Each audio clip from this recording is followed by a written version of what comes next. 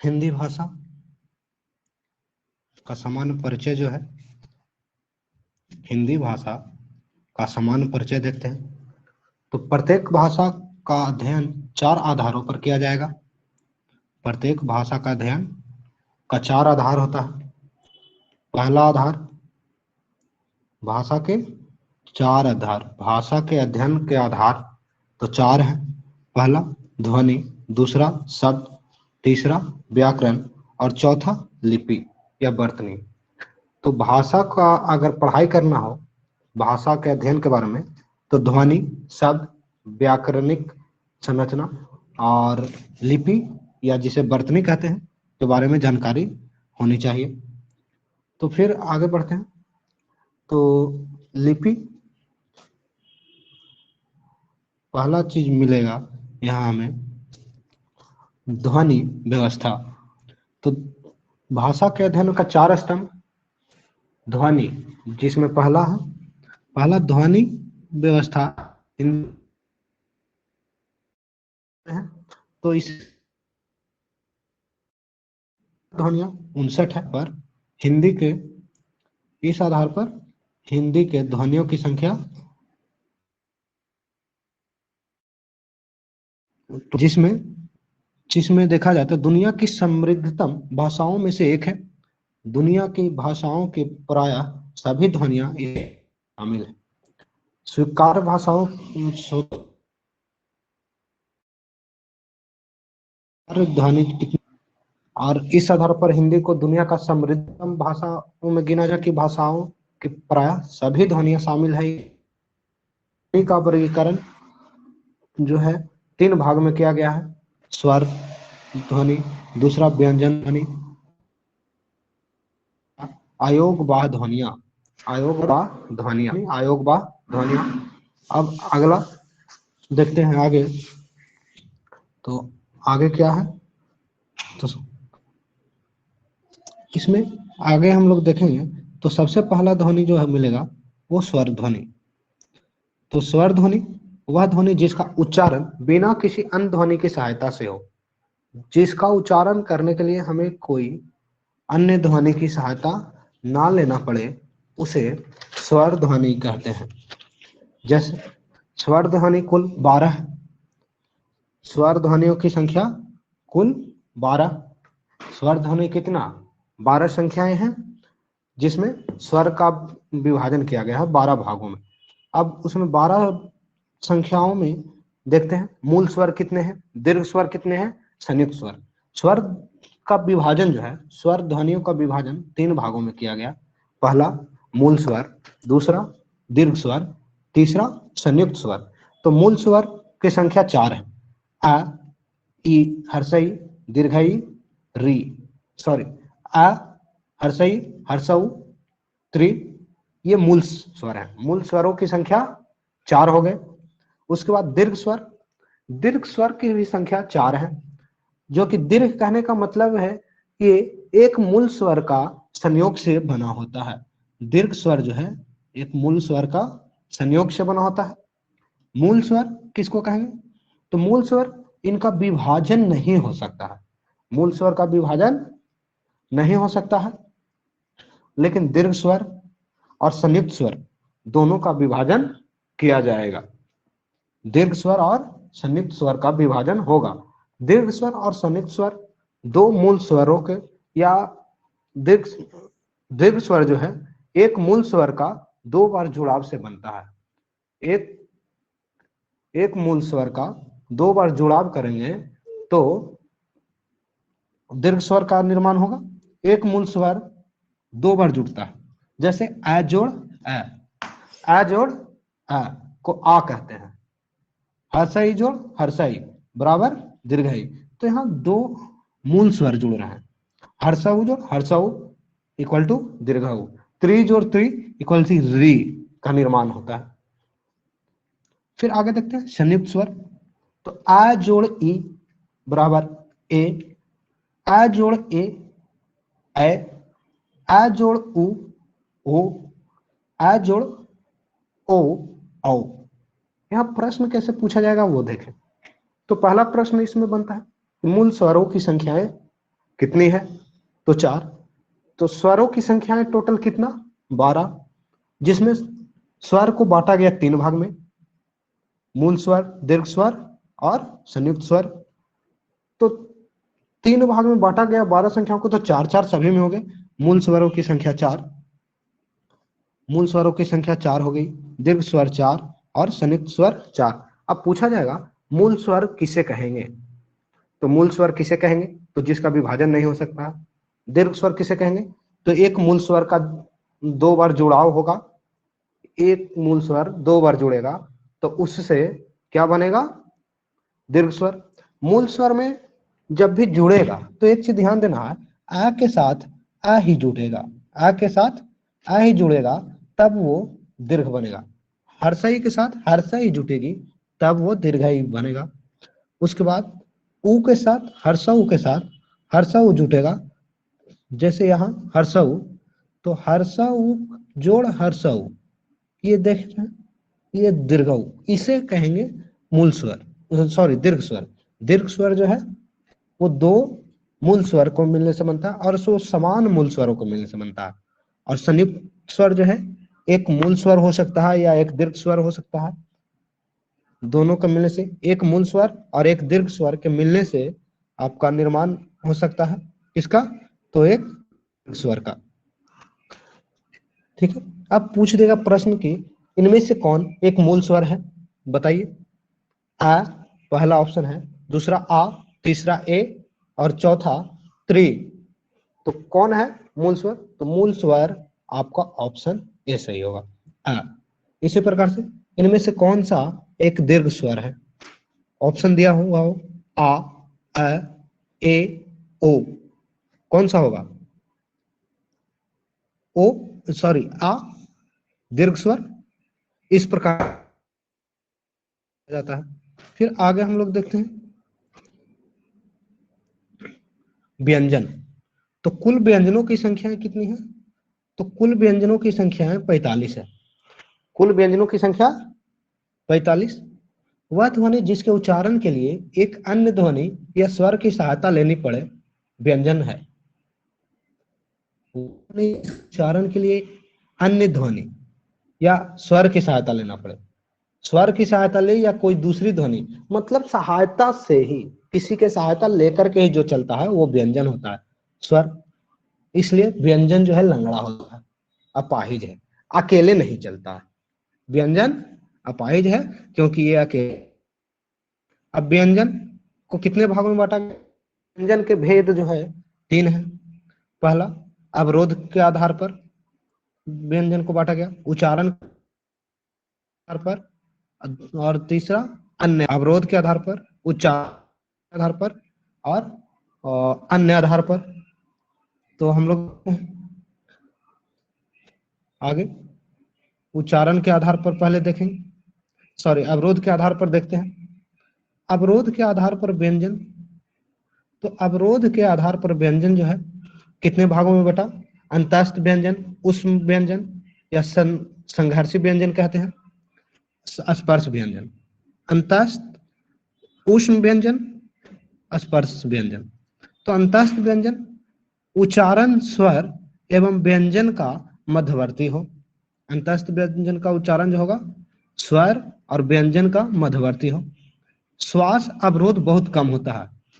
जब अंतस्थ व्यंजन को बोलते हैं तो श्वास जो निकलेगा उसमें अवरोध बहुत कम उत्पन्न होगा। कुल व्यंजन की संख्या 4 है।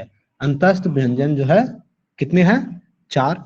य, र, ल, व, इसमें श्वास जो है कम निकलता है। फिर है देखें तो यह व में यह प्रवृत्ति, अतः इन्हें अर्ध स्वर भी कहा जाता है। या और व में जो है प्रवृत्ति अधिक है, अतः इन्हें अर्ध स्वर भी कहेंगे। फिर देखते हैं हम लोग उष्म व्यंजन। उच्चारण में विशेषतः श्वास घर्षण, उच्चारण में क्या होगा? श्वास घर्षण, जीभ व होठ की निकटतावश वायु रगड़ खाती हुई निकलती है। जीभ और होठ से वायु जो है निकटता से रगड़ती हुई निकलेगी, तो इसी में घर्षण होता है। और उष्ण व्यंजन जो है, घर्षण के कारण ऊष्मा जो उत्पन्न होती है, इस आधार पे इसे उष्ण व्यंजन कहते हैं। और उष्ण व्यंजनों की भी संख्याएं 4 होती है। तलव्य स, मूर्धन्य स, दंती स, ह। तलव्य स को बोलने में होठ होठ का स्पर्श होता है, जीभ का स्पर्श होता है, होठ और जीभ का स्पर्श होता है, होठ और जीभ का स्पर्श होता है। इस आधार पर हम उष्ण व्यंजन को बांटते हैं, और उष्ण व्यंजनों की संख्या कुल 4 है। तलव्य स, मूर्धन्य स, दंती स और ह। उसके बाद देखें स्पर्श व्यंजन। तो स्पर्श व्यंजन जो है, स्पर्श व्यंजन किसको कहते हैं? तो स्पर्श व्यंजन 5 वर्गों में बांटा गया है स्पर्श व्यंजन को। तो उच्चारण के आधार पर जीभ या निचला होठ उच्चारण स्थान का स्पर्श करके वायु को रोके। जीभ या निचला होठ जब वायु अवरोध उत्पन्न करता हो, तो उसे व्यंजन को क्या कहेंगे? स्पर्श व्यंजन। और स्पर्श व्यंजन जो है 5 वर्गों में बांटा गया है। ये उच्चारण स्थान के आधार पर बांटा गया है। स्पर्श व्यंजन को किस आधार पर बांटा गया है? उच्चारण के स्थान के आधार पर। तो क वर्ग, क ख ग घ ड़, फिर है च वर्ग। तो च वर्ग में क्या होगा? च छ ज झ य। ट वर्ग ट ठ ड ढ न। त वर्ग त थ द ध न। प वर्ग प फ ब भ म। ये आपको 5 वर्गों में बट गया स्पर्श व्यंजन। अब देखते हैं आगे अंतस्थ व्यंजन, उष्ण व्यंजन एवं स्पर्श व्यंजन के तहत कुल 33 व्यंजन आते हैं। अंतस्थ, उष्ण और स्पर्श व्यंजन को मिलाने से कितने व्यंजन बढ़ते हैं? कुल 33 व्यंजन। हिंदी भाषा में मूलतः स्वीकार है। हिंदी भाषा में व्यंजनों की संख्या कितनी है? 33।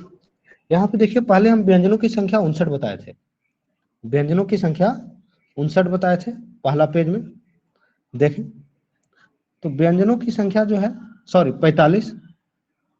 तो कुल व्यंजनों की संख्या पूछा जाए तो 45 होगा।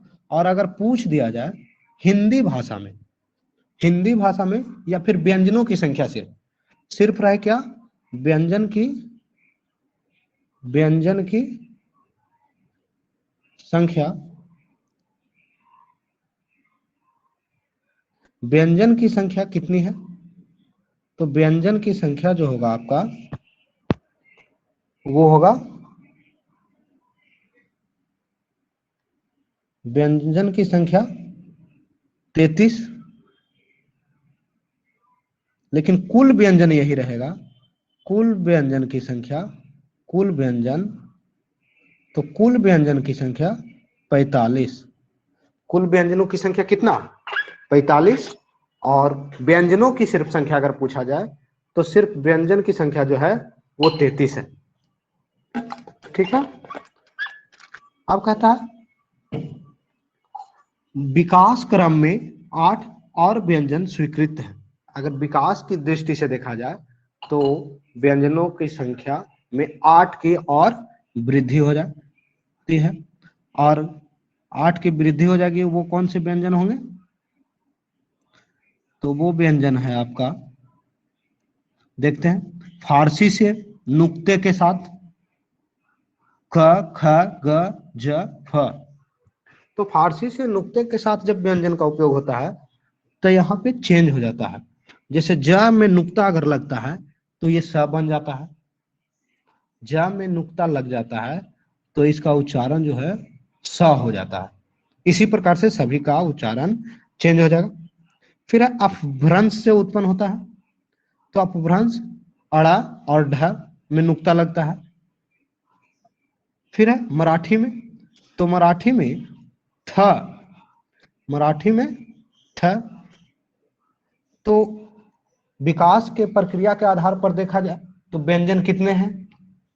तो विकास के क्रम में व्यंजनों की संख्या 8 और बढ़ जाती है, मतलब 33 तो कुल व्यंजन थे और इसमें 8 और बढ़ गया तो 41 व्यंजन हो गई।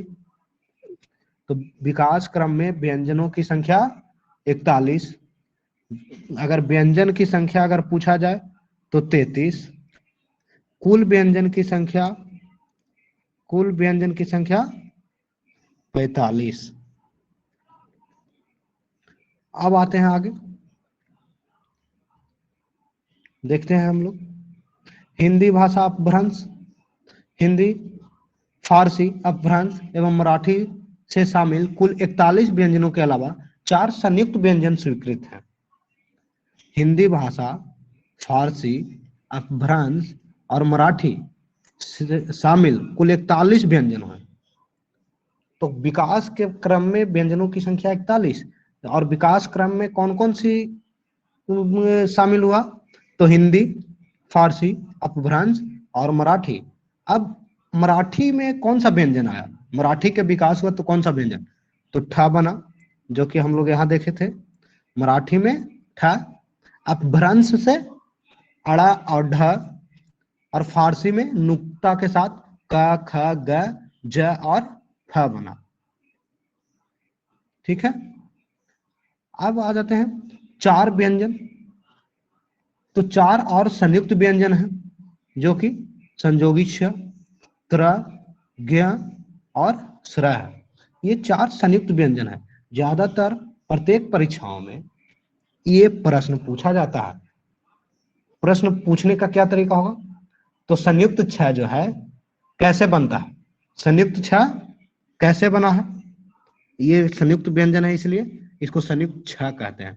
तो संयुक्त छ कैसे बनेगा ये देखेंगे। जैसे त्र कैसे बनता है? तो त आधा त जोड़ र से त्र बन जाती है। आधा त जोड़ र इक्वल टू त्र। इसी तरह से हिंदी में कुल 45 व्यंजन शामिल हुए।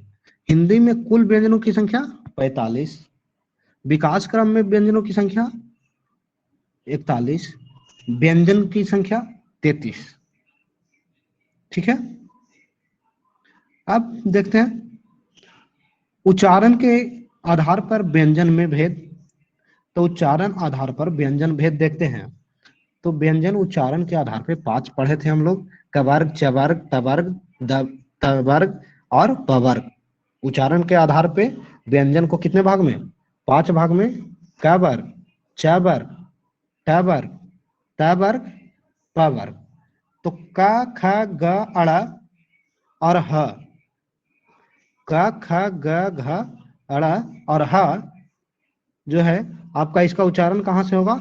तो कंठ से।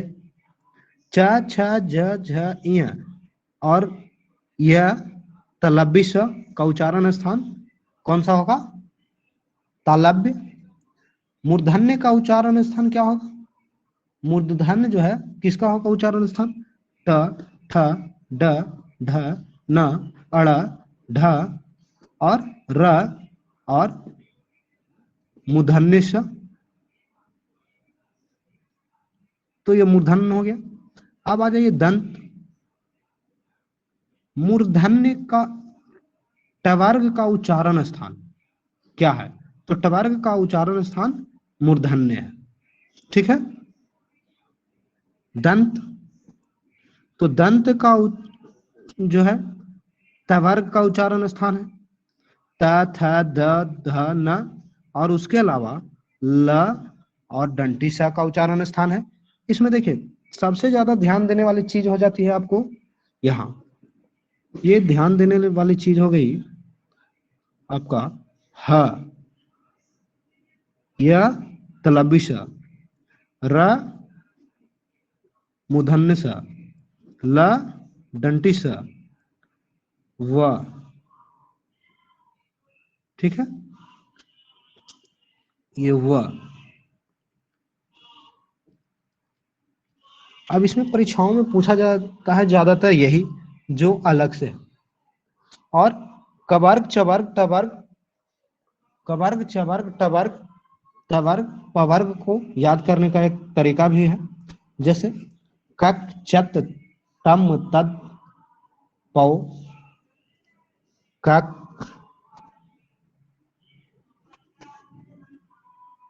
चत तम तद पौ। ठीक है, कक मतलब पहला का जो हो गया का वर्ग को दर्शाएगा, मतलब कखा का पांचों व्यंजन और उच्चारण स्थान क्या होगा, उच्चारण स्थान आपका जो होगा वो कंठ। चत मतलब च वर्ग, उच्चारण स्थान तालव्य, तैसा तालव्य हो गया। टम मतलब टवर्ग, उच्चारण स्थान मूर्धा। कक चत तम तद, तद मतलब तवर्ग और उच्चारण स्थान दंत। पौ पम से पवर्ग और ओ से ओष्ठ। ठीक है, याद रख लेंगे इसको, कक चत तम तद पौ। ठीक, अब आगे बढ़ते हैं। अन्य आधार पर व्यंजन भेद।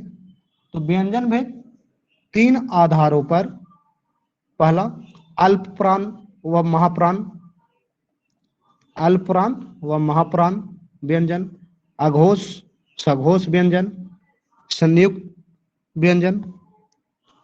तो अल्प प्राण, महाप्राण, अघोष सघोष, संयुक्त व्यंजन देखेंगे इसको आगे, इसके बारे में नेक्स्ट क्लास में हम लोग देख लेंगे। आज यहीं तक। कल इसका उच्चारण स्थान, कितने वर्ण है और कितने कितने इसमें व्यंजनों को विभेदित किया गया है, ये देख लेना है।